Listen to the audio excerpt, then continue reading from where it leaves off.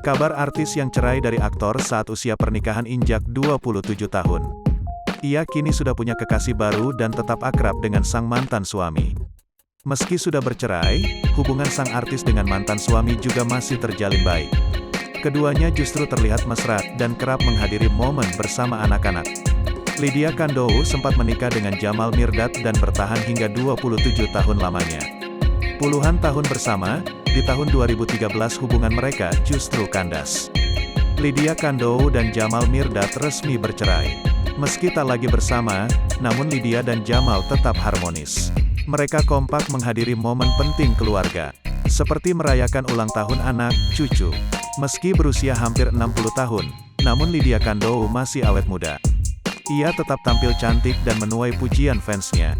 Sudah memiliki cucu, Lydia pun menjadi oma yang energik. Namun siapa sangka, setelah cerai dari Jamal, Lydia diduga memiliki kekasih yang diketahui bernama David Sumendap. David Sumendap merupakan seorang pengusaha tajir melintir.